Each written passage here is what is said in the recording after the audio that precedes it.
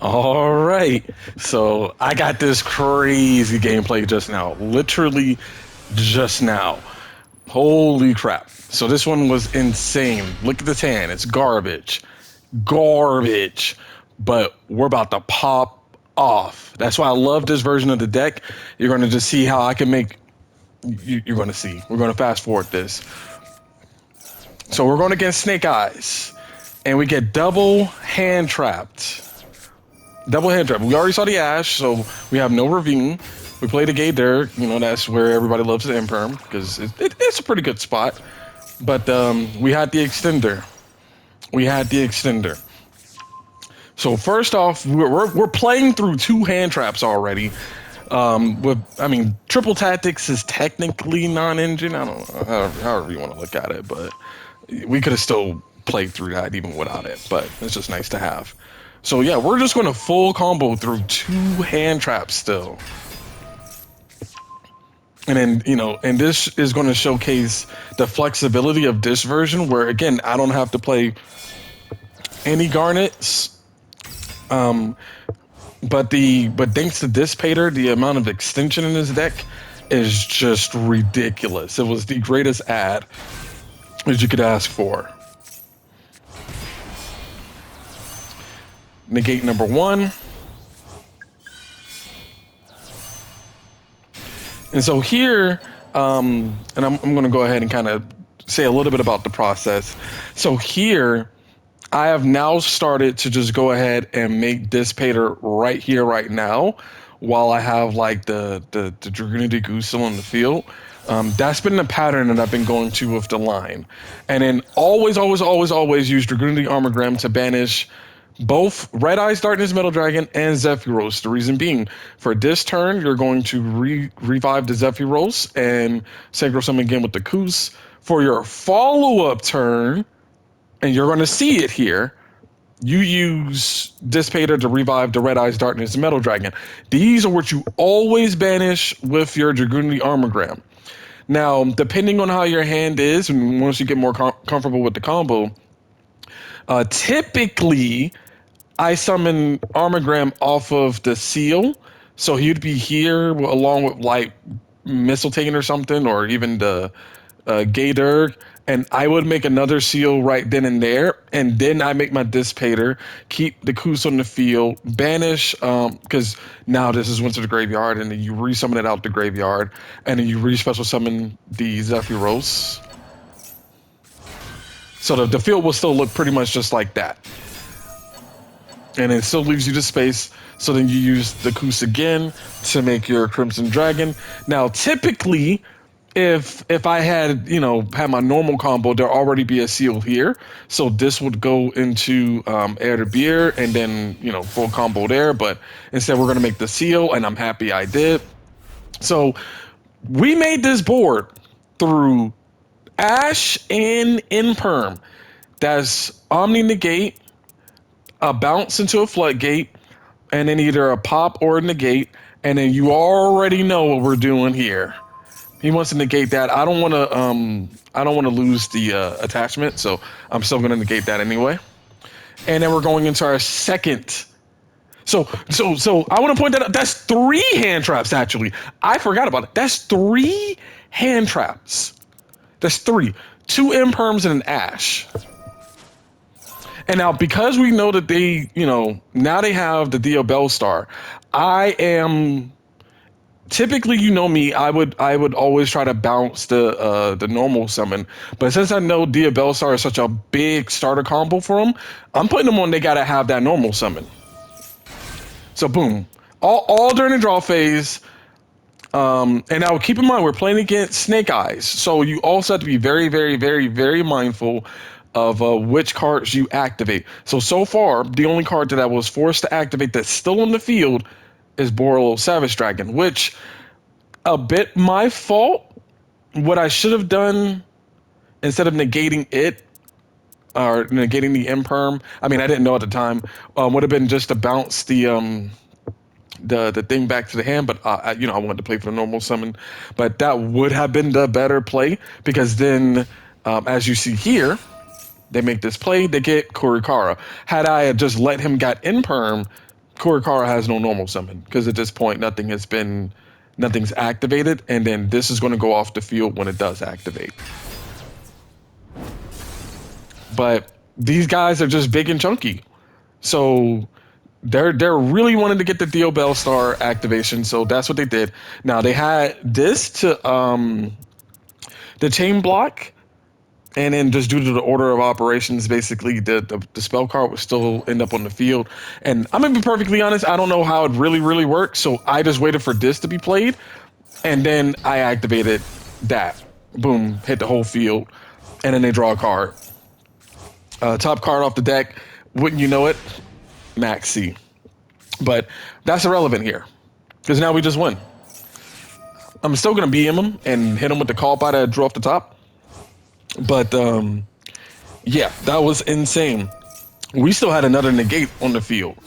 And that's why, because they're about to scoop right here, and that's why I banish Red Eyes Darkness Metal Dragon, because then you could re-special summon the Majestic Star Dragon. You could do this under 2 summons, and then go from there on whatever else you want to do. Re-summon the Air and all the other stuff. Like, you have so much follow up with this style, and then technically you can also use this Pater to start putting cards back into your deck. So like you could banish what is this, Barsha? Yeah, Barsha with Armogram, and then you could use Bestial Dissipators effect to destroy, which will put it back in the extra deck, and then you could just kind of follow it from there. So this just gives your deck just that crazy grind game. It's very funny that like you have another reoccurring special summon in Majestic Star Dragon. I mean, I love shooting Majestic Star Dragon even more, but this has been, I mean, you just saw right there, it blew up the whole field. They're like, you just wait for them to have to invest hard, and then you just blow up the whole field, because this, if they read the card and they see, okay, well, it's just going to send itself to the graveyard at the end of the turn. If they do nothing, you win. You just re-special summon your Red Eyes Darkness Metal Dragon. That's going to go back to the extra deck, but at that point, you could just use Red Eyes to re-special summon your Phalanx from the graveyard, Dragunity Armogram, then re-special summon Crimson Dragon, which would then tag back out into Majestic Star Dragon. You can still do it anyway. Same thing. It's crazy. I love this deck. Absolutely love this deck. Like I said, this duel just happened. Yeah, I'm still in plat. I don't really care. I just like playing around. So I will go ahead and still kind of showcase the deck, even though I don't think I made any other changes to it, but just so you guys can take a quick little look at it. This is what I'm currently running right now. I think this is really strong. The only thing is I haven't optimized it for the current meta. So for the current meta, I would actually just go ahead and drop the Oblique. Like, nobody's running Dark Ruler no more. You know what? As a matter of fact, I'll go ahead and do that now. And if I was to increase on anything else, it would just be a second Imperm. Like, I know 41 is still a weird thing, but I'd rather have this number. So yeah, I'll just go ahead and do this, because half the time I don't even really use the Oblique, and even if I do, like, nobody's playing Dark Ruler or anything like that at the moment. So having that second Imperm is still pretty good, just so you have something in case you are going second. And as you can see, I'm not really playing any hand traps. This is built to go first, but Dragunity Whirlwind is still pretty good for going second, and you can still play Drew quite a bit with this deck, even if you are going second, just because Dragunity Armogram is pretty good. But this is the deck, and I'm also going to do one more replay, and this one's from the festival. This one is just funny. It's short and it's funny.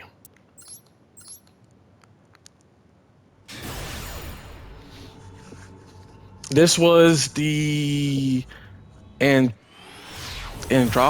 in no. I think this was the it was that. It was Andropol whatever craziness thing event, because that's why I have Wind Witch and Dragunity here, and I have this really weird extra deck here. So we're gonna hit fast forward, because we don't need to really see whatever TG does. But this was such a funny, like, they full super hard combo me. And oh, you're going to just see, this is just so funny. And it just kind of speaks more on just the flexibility that you have with Dragunity, even in these crazy type of events.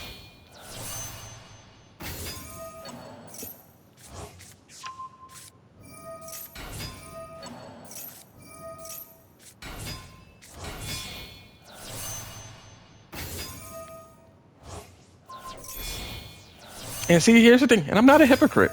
I don't mind when people combo off like this. Do your thing, bro. Pop off, king. Love to see it.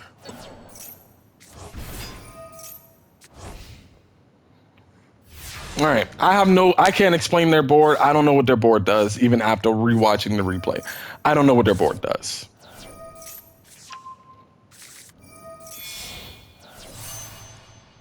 Yeah, that is a King Calamity. But you can still activate cards in your hand. Pass. And that's it. This is the FTK. This is the FTK. So he's just like, yeah, okay, all right, bet. We're gonna go ahead and go hard.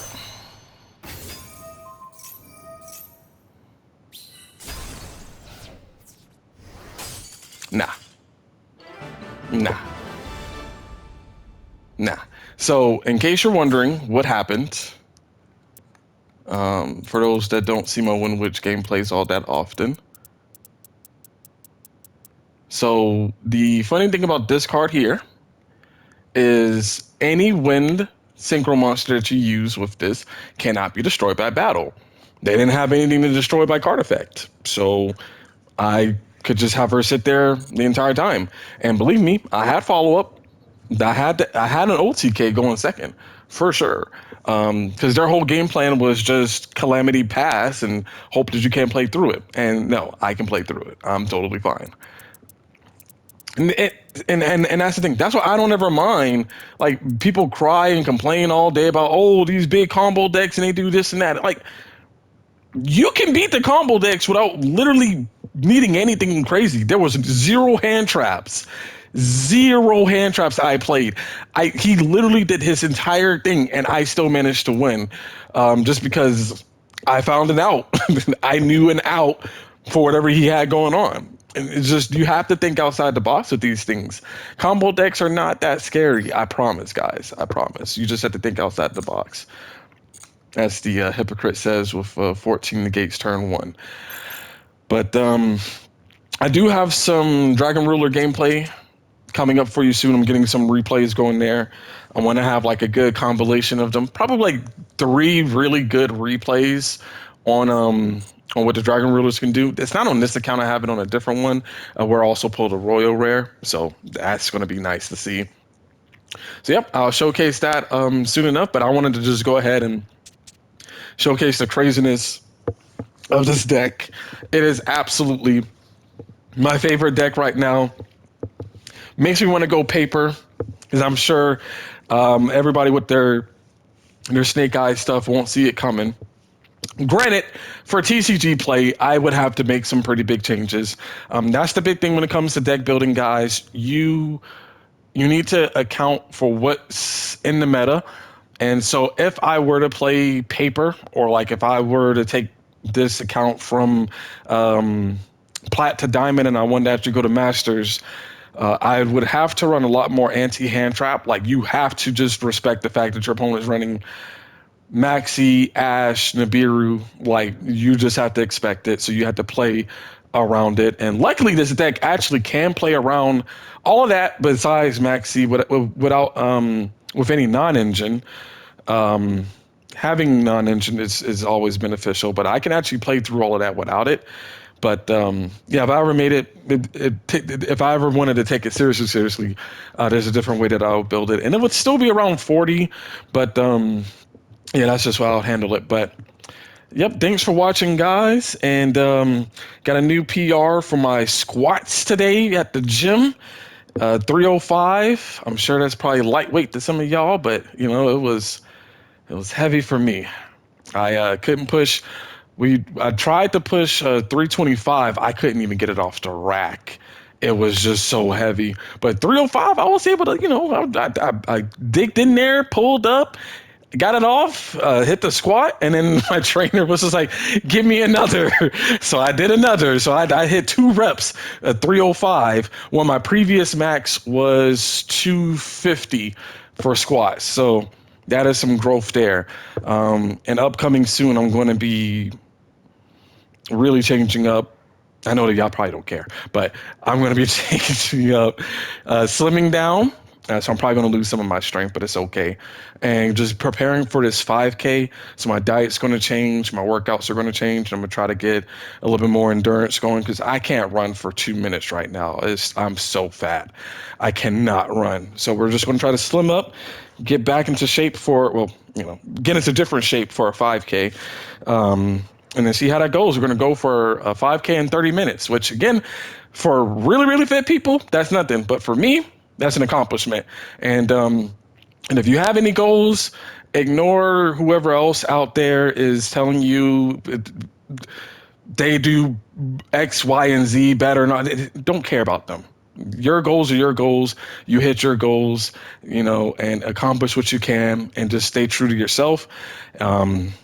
And yeah, I know the last 5K I got beat by a 67-year-old woman. Didn't care that she beat me. I only cared that I ran slow. That was it. She could beat me all day, but I only cared about my performance in there. So always focus on you and your own self-improvement, and I will catch y'all later.